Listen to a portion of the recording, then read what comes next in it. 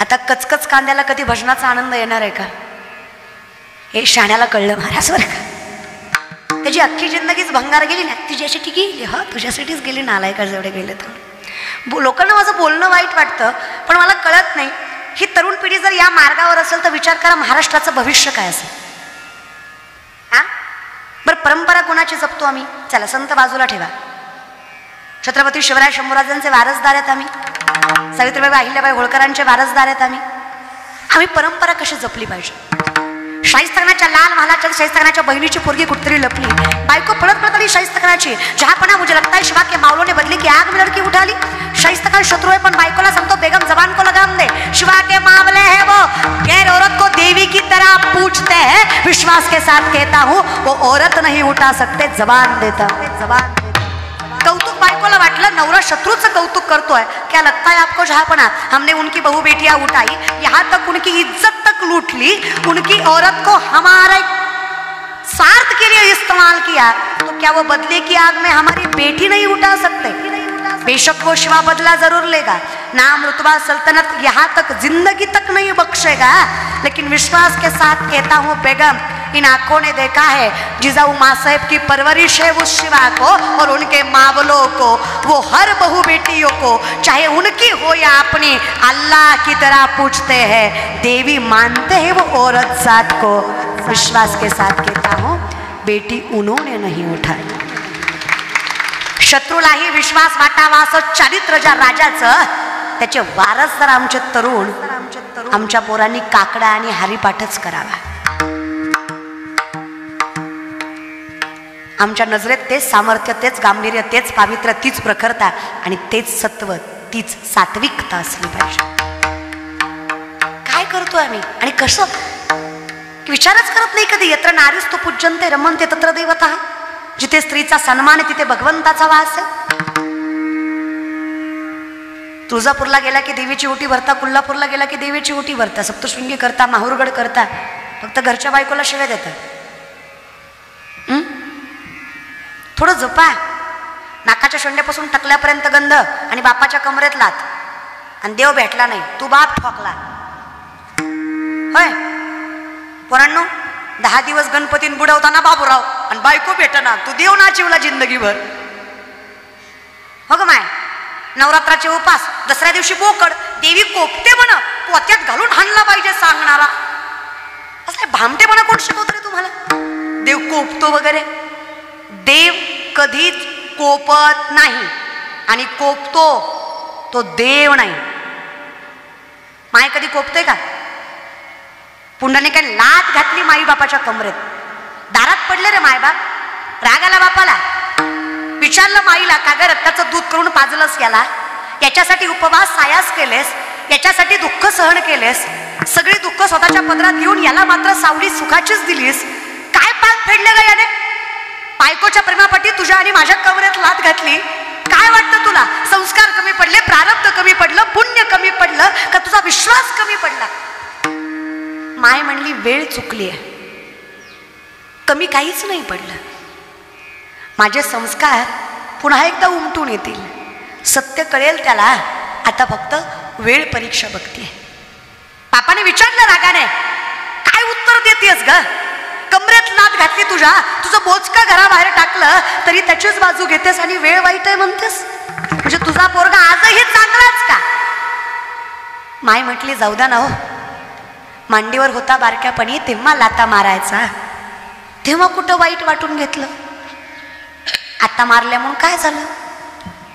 बाप म्हटला तेव्हाच्या लाता निस्वार्थी आणि आज्ञानी होत्या, आताच्या लाथा स्वार्थी आणि कुणाच्या तरी प्रेमापोटी आपल्याला घातलेल्या आहेत. माय म्हणली जाऊ द्या ना, तेव्हाच वाईट वाटून घेतलं नाही, मला आजही वाईट वाटत नाही.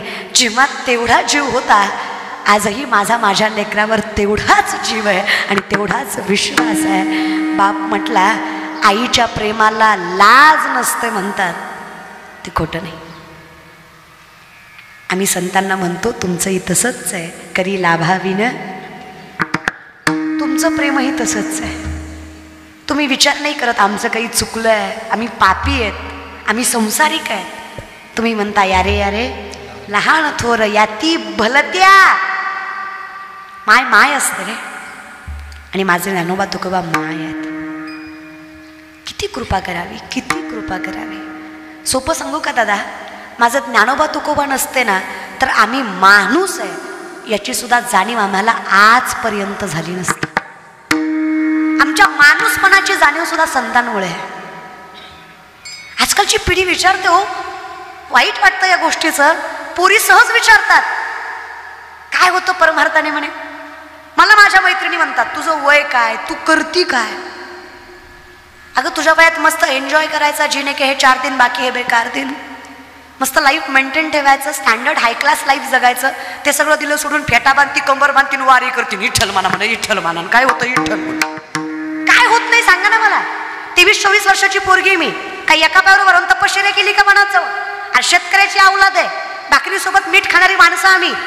पण परमात्म्याने काय कमी केलं. सुख दिलं, समृद्धी दिली, ऐश्वर्य दिलं, संपत्ती दिली, वैभव दिलं, नाव दिलं, प्रसिद्धी दिली, प्रगती दिली. आणि ते काय घेऊन बसलात, सगळ्यात मोठं समाधान दिलं जे आयुष्यात नामाशिवाय भेटत नाही. मी असं नाही म्हणत परमार्थात पैसा मिळणार आहे. अरे पैशापेक्षा मोठं समाधान आहे. किती पैसेवाले दाखवू, गाडीत बसला म्हणून मरत नाही का. 1.5 कोटीची गाडी घेतली मग मरत नाही का. आता बीड भागातले विनायक दादा मेटे 45-30 लाखाची तरी गाडी असेल, 40-45 लाखाची. ड्रायव्हर वाचला, साहेब वाचले का, गेलेच ना. गाडी मोठी असली म्हणून मरत नाही का. अरे आमची धडकती पण मरत नाही आम्ही, कारण विश्वास आहे आम्हाला. अरे आमची गाडी चालवायला सुद्धा पांडुरंग परमात्मा असतो जो सामर्थ्याने आमचं रक्षण करतो. कारण आम्हाला विश्वास आहे सर्वागटी राम देहादेही एक. हे सगळं तुझंच आहे रे. सूर्यप्रकाश सहस्त्र रश्मी, जिचे दिसे भूत ते मानी जे भगवंता. भक्तियोग निश्चित जाणं माझा, ही ताकद आम्हाला नामचिंतन देते. किती संकट वाट्याला याची येऊ द्या, काय दुःख पदरात पडायचं पडू द्या, काय लोकांना नावं ठेवायचं ठेवू द्या. अरे किती किती पाय खेचायचे खेचू द्या, फक्त विश्वास त्या पंडितावर ठेवा. जी लोक अपमान करतात ना तीच लोक एक दिवस सन्मान केल्याशिवाय राहणार नाही. तो दिवस येईल, फक्त विश्वास. ट्रस्ट, ट्रस्ट फार मोठा इश्यू आहे बरं. देवाने वाटोळं केलं हा शब्द ज्या दिवशी तोंडातनं निघेल ना त्या दिवशी समजायचं आपला आणि देवाचा सहसंबंध राहिला नाहीये. बायको लेकरं अन्न करून मिली तुकोबांची, तरी तुकोबा म्हणले बरेच झाले देवा निघाले दिवाळे परिया दुष्काळे पिढा गेली. काय वाटतं तुकोबाराय गरीब होते. तुमचा भाग आहे ना, जवळ येत ना तुम्ही. गरीब होते का तुकोबा.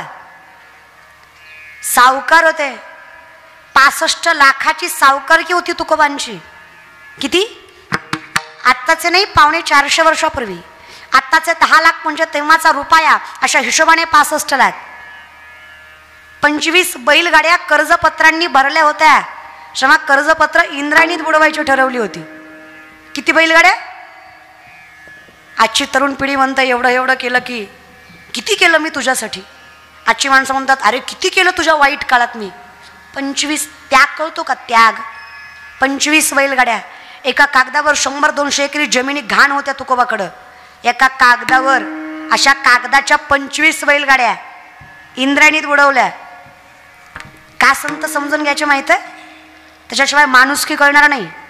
या जगातले शेतकऱ्यांचं कर्ज माफ करणारे पहिले महापुरुष जगद्गुरु तुकोबाराय, तो वारकरी संप्रदाय.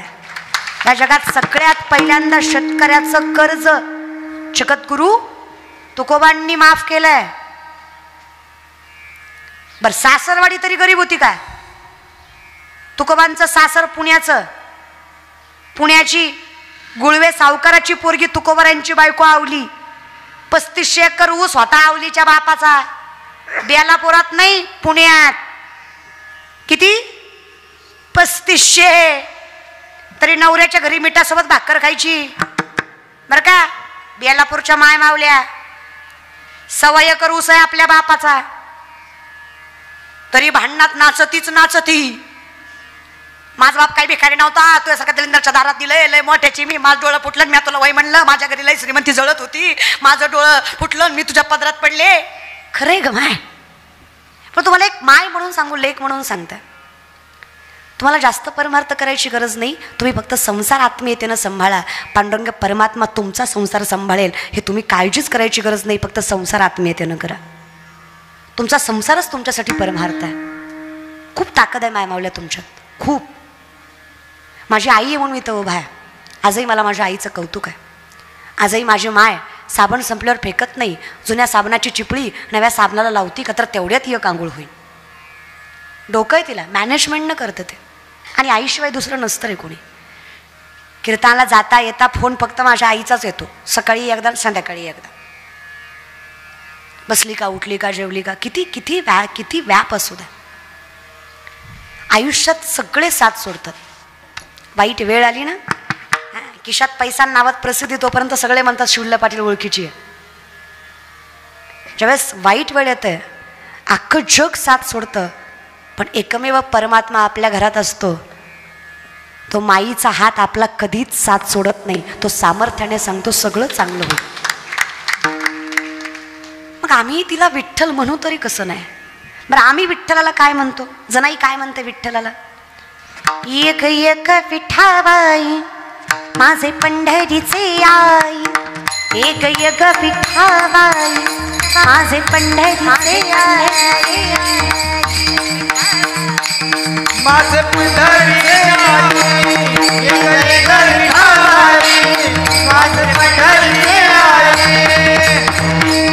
भीमानी चंद्रभागा तुझ्या चरणी चरणी, भीमानी चंद्रभागा तुझ्या चरणी गंगा, भीमानी चंद्रभागा तुझ्या चरणी गंगा, भीमानी चंद्रभागा तुझ्या चरणी गंगा. आमचं माहेर आहे.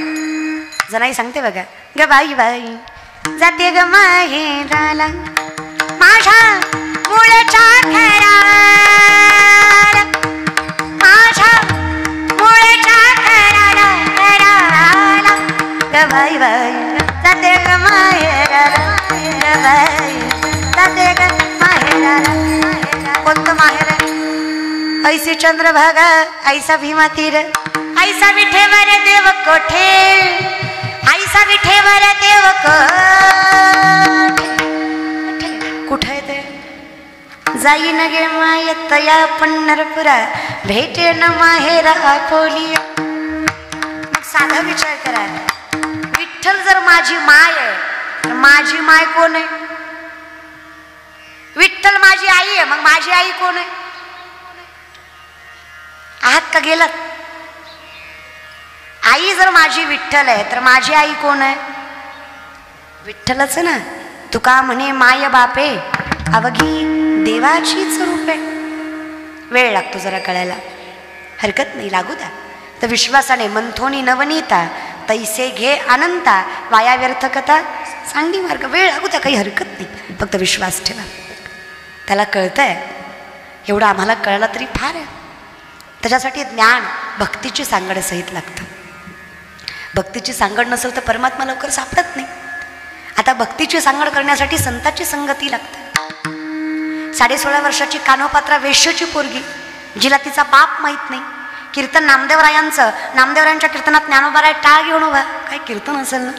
कीर्तन ऐकायला कानोपात्रा जनाई, शेजारी पाजारी बसलेली माणसं कानोपात्रेला म्हटली, आता नाचणारीची जात तुझी, आता तूही कीर्तन ऐकणार का? आता तूही कीर्तन भजन कर.